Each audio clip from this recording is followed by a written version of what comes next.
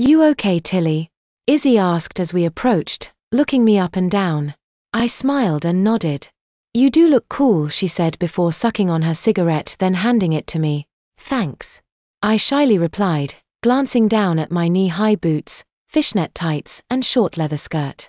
Is this a joint? I asked, noticing it wasn't a normal cigarette. She nodded and exhaled. I took a couple of tokes and handed it to Kat. She asked if I've smoked pot before and I nodded. Cool. Kat said, drawing on it herself and handing it to Terry. Nah. Terry said. Driving, she added.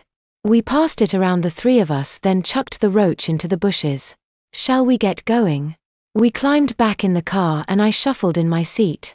These things aren't exactly convenient, I commented as I pulled my skirt down over my lap. No, but it looks good, Izzy said. And you wear it well, she added. Really? I quizzed. She said she'd noticed how I've sat with my knees together for the entire journey so far and said she'd expected to have to keep reminding me not to sit like a guy. Well, it is pretty short.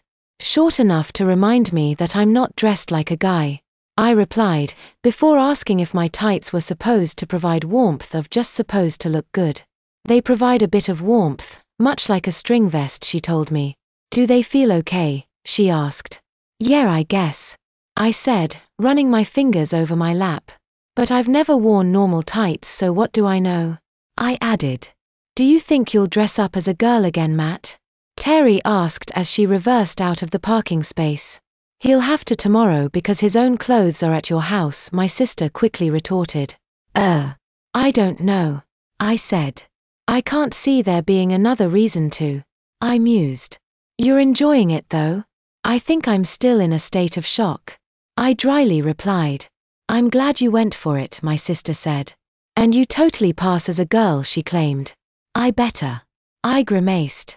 You know you do, Kat told me. No one batted an eyelid when we went to the loo. Yeah, I guess, I replied. Izzy began rummaging in her handbag. I watched as she placed various items of cosmetics on her lap and began to apply her makeup. I was fascinated at how adept she applied it. In a moving car. Does it take years to learn how to do that? I asked. Yeah, I guess, she replied. I'll teach you if you like, she suggested. I'm not really planning on making this a regular thing, I said. Loads of guys wear eyeliner. Guy liner, Terry said. Mascara too, she added. And concealer, Izzy claimed. In fact, pretty much every guy you see on TV will be wearing makeup, from pop stars to newsreaders. They say it's because of the studio lighting, but it's really so they look their best, she said. I think more guys should wear makeup, Kat claimed. You think guys should wear dresses and lingerie though? Terry said. They should.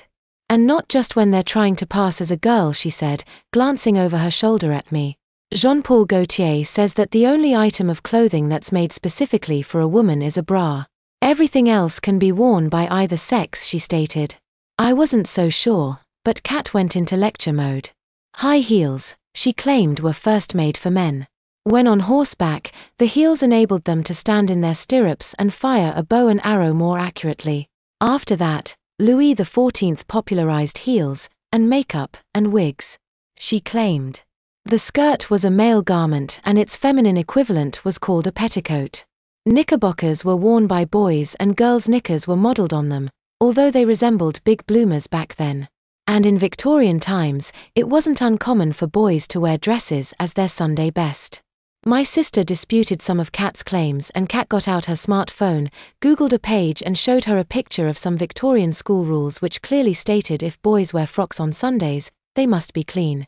Well, you learn something new every day, my sister said. Imagine that, she said to me. I grimaced and bit my lip.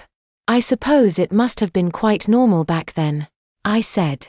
I took a sip from my coffee and just like the cigarette I'd smoked, there's a dark red imprint on the rim of the cardboard cup and its plastic lid. I guess I'd best top up my lipstick when I've finished this. You will, my sister smiled.